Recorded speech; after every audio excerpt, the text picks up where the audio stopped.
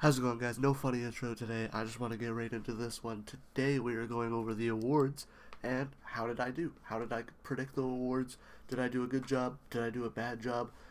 I was actually expecting me to do way worse than I did. I actually did pretty good in terms of predicting awards. The last time I did that was the only time I did that was April 9th. So after the deadline, those deadline deals were able to settle a little bit for those GMs, if you know, and we had a good picture of how the end of the season would look like, how the scoring would be, and all that stuff. So we're going to start off with the Jim Gregory Award for Best GM. I actually went 0 for 3. Now, they haven't announced the award yet, but all the nominees for the award, I did not pick. So they picked Jim Neal, Kevin Cheveldayoff, and Bill Zito. Now, kind of understand that a little bit with Bill Zito. Did a really good job at building up the Panthers back, even though they lost they lost a good amount of players because of cup tax and not being able to afford them, playing better than what they were making that year, so they had to kind of replace them. Kevin Cheveldayoff, for what he did with the Winnipeg Jets, sure. I think I like his deadline moves, but I feel like the team was there. They just needed to unlock that next step. I think that's more the coach. Jim Neal, he's won it the last 2 seasons. The Rantanen trade was great. I can see why they put him on there. But if we go over to my list, I had Chris MacFarland. That is really the Brock Nelson trade. The fact that they've re-signed him and they locked him up for 3 years, 7.5. Brock Nelson contract. It is. Sorry. Just trying to find it. Puckpedia has it. He signed a 3-year, $7.5 million deal with the Colorado Avalanche. That eased the blow of giving up a first-round pick and giving up Cal Ritchie. Definitely, because if it was just a rental, that's a lot to give up for a guy who, helped you go. I don't think he even did that good in the playoffs, did he? Did he not? Did he struggle a little bit in the playoffs? Am I crazy? Or did he struggle a bit? Let's see. Show playoffs. Here we go. With the Colorado Avalanche, 4 assists in 7 games in the playoffs. Yeah, he did struggle. They got eliminated in the first round by the Dallas Stars. In heartbreaking fashion. By their own player. Their former player, sorry. But yeah, I think what he did, getting Nelson, not too shabby, but giving up Rantanen was just huge. And we'll see how Callum Ritchie turns out. We'll see how that first round pick turns out. I had Julian Breezeball, the way he was able to turn around the Tampa Bay Lightning from losing Steven Stamkos to acquiring Jake Guentzel. Jake Guentzel playing better than Stamkos this season, and he was able to turn them around back to a competitive team. Sure, they lost in the first round, but they lost to a juggernaut. Florida Panthers are a juggernaut right now, and the Tampa Bay Lightning are 2 steps back to what they were when they went for their cup runs. Chris Patrick, I had first. What he did with the Washington Capitals was great. I think that he definitely helped them become a better team and push them to be better than what people thought they were going to be this season. And yeah, but I definitely do think it was more the coach than him. But I think at the same time, I thought they would give it to him because of what he did with the Washington Capitals. Now, we're going to move on to the Jack Adams Trophy. We have Scott Arniel, who I had 3rd. That's actually Martin St. Louis. And that's not a bad thing because Arniel's still on the list, but St. Louis is 3. I agree. I had Dean Evason ahead of Arniel. And Dean Evason isn't on the list, but you have St. Louis on the list. I think at the time, Columbus was a little higher than Montreal. So that little flip definitely helped Montreal and Martin St. Louis with votes. But yeah, 2nd I had Dean Evason. That's wrong. He's off the list entirely. Scott Arniel moves up to 2. So I have Scott Arniel right, just not in the right spot if we're doing Wordle here. I like that placement for him. What he did with the Winnipeg Jets, I think he's been the coach for longer than just this season. I could be wrong, but what he did, he helped turn the Winnipeg Jets into a juggernaut, definitely. I think their pieces were there. They just needed the pieces to fall into place, and that's what the coach does. He puts the pieces in place to help the team win. Spencer Carberry gets first, obviously. I think he turned the Washington Capitals around more than Chris Patrick. I think it was definitely more Carberry just figuring out his system, getting Ovi goals, especially getting him up there, but still being a good team. They had a bunch of resurgence from a bunch of young players. Could have been the coach being like, hey, I feel like you could do this. Unlock a little bit better of your game. But yeah, I think Spencer Carberry deserves first. I think Scott Arniel is a good one for second. And you know what? If it's not Dean Evason, I think St. Louis definitely deserves a spot on. Now, from here, 1, 2, 3, 4 straight trophies. I go 3 for 3. I had Anthony Cirelli at third for the Selke, and that is spot on. He gets third for the Selke. He's such a good defensive player. I think definitely him and the guy who's second, Sam Reinhart, who's also a very good defensive player, which it's crazy. Tampa and Florida, just those two teams that are consistently very good Selke nominations.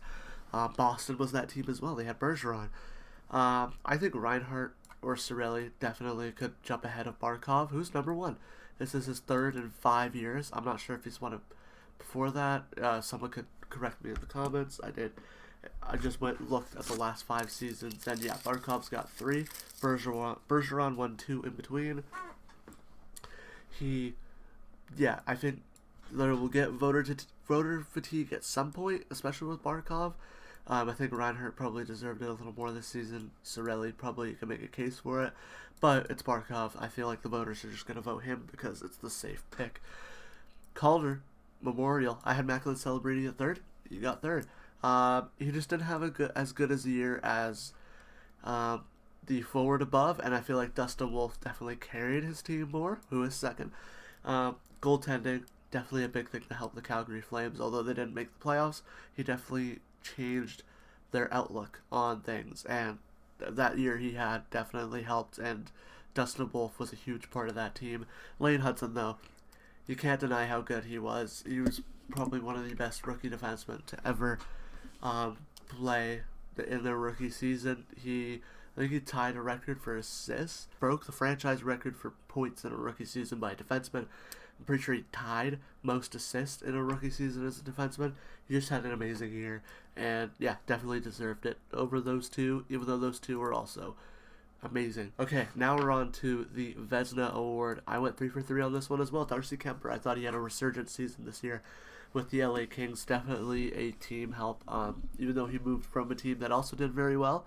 I think he had a great year with the LA Kings, and it just sucks that the playoff run ended a little early, but it's, yet again, back-to-back Stanley Cup Finals for the Edmonton Oilers. That's the team you need to lose to. Makes sense. Andrei Vasilevsky got second. He's always going to be a good goaltender. He's always going to be up there, I feel like. No matter what, no matter how good that Tampa Bay team, he's such a good goalie, but it is the year of Connor Hellebuyck, as it says on the thumbnail, and why I have the Winnipeg Jets jersey on. His first award that he won is the Vezina Trophy. There was no doubt. Just one of the best goaltending seasons of all time. He definitely carried the Winnipeg Jets. He carried a bit of the Winnipeg Jets. I do think they're a great team, but you take Connor Hellebuyck out of there, I don't think they're as good as the team that they were. And yeah, we'll talk more about him because he is in another trophy. He's in the contention for another trophy. Quinn Hughes gets third in Norris. I think if he was healthy, played a full season, he would have challenged Cale Makar this season. But best ability is availability, and I do think if you go off of points percentage and just overall play and how he helped the team, Quinn Hughes was the best defenseman this year. But if you go off of him missing some games, yeah, Zach Werenski's second. I think you could have gave it to Werenski. I feel like he has more of a defensive game than these other two defensemen do. I'm not saying they're not defensive. Definitely Quinn Hughes, I can see the defensive side. Cale Makar, I can see the defensive side. Don't get mad at me. It's just Werenski put up a really good season, but was also just very good defensively. He definitely was one of Team USA's best. I know it's not a Four Nations award, but it was Team USA's one of their best defensemen, and that says a lot because he had to make up for the huge hole of not having Charlie McAvoy for a couple games, and Quinn Hughes. Cale Makar. wins the award. Yeah, it's a points award at this point, and it's upsetting. They need a defensive defenseman award because I feel like Slavin or Orinsky could have won that, and then you could have Quinn Hughes second. Actually, I feel like Orinsky still would have been second, and it would have been a test to how good Jack Orinsky is. But Cale Makar, yeah, if the way they vote for the Norris, it's kind of obvious that it's going to go to a guy like Cale Makar. Didn't miss a game, and yeah, 3 for 3 yet again for me on that one. Now this is the one where I missed one. At third, I had Nathan McKinnon. Nikita Kucherov takes it. I'm pretty sure he overpassed him for the Art Ross, so that makes sense. I feel like Nathan McKinnon was in there for me because I needed to have the Art Ross guy in there. At that time, Nathan McKinnon was first in points, and Kucherov was second, but it was very close. Kucherov ends up passing him. It might have been Draisaitl actually closer. Draisaitl definitely helped the team. MVP to their team. Remember, the Hart isn't an MVP in total. It's MVP to their team. That's why Taylor Hall won it that one year. I don't think a lot of people... I think a lot of people do know that. It's just a lot of people still think that it's just, MVP of the season. So this guy had the best season, so he should have won the award. No. Draisaitl definitely helped, was probably the MVP of his team because McDavid missed some time. Kucherov, I would make a case that Kucherov wasn't the MVP to his team. Comparative, I think they both had their help, so I think that you could make a case for either way. But yeah, Connor Hellebuyck, number one, MVP to the Winnipeg Jets. I definitely think that Connor Hellebuyck was probably more of a MVP to the Winnipeg Jets, even though they are a very good team, to Leon Draisaitl, because when McDavid's healthy, McDavid is McDavid, right? So McDavid kind of takes away some Draisaitl votes because, yeah, McDavid was kind of the MVP to his team when he was healthy. But Draisaitl was also when McDavid wasn't healthy and while he was healthy. But Connor Hellebuyck, overall, right? You got to give Draisaitl points because he had to help and carry the load when McDavid was hurt. But Connor Hellebuyck carried the load 100% of the time. I think that Connor Hellebuyck deserved the Hart Award trophy this season, and Draisaitl's going to have another chance at it before Edmonton fans get upset. Yeah, I'm 90% sure. Hasn't he won it before? Hasn't he won the Hart? One sec. I have the Hart trophy up here. Yeah, he won it in 2019-2020. He's already won one, and he's been in contention for one more after this. I think this is his first time being in contention after winning it. He'll be in contention again. It's Leon Draisaitl. But yeah, that's about it. I did very good, surprisingly. I didn't think I'd do as good. So let's see. We got 0 for 3, 1 for 2. So very rough start. But then 3 for 3, 3 for 3, 3 for 3, 3 for 3, 2 for 3. Very, very good. Yeah, I'll see you guys in the next one. The two videos up here. The one on your right is the video from Friday. The one on your left is the video from Wednesday. Subscribe to right under there. I'll see you guys in the next one. Bye.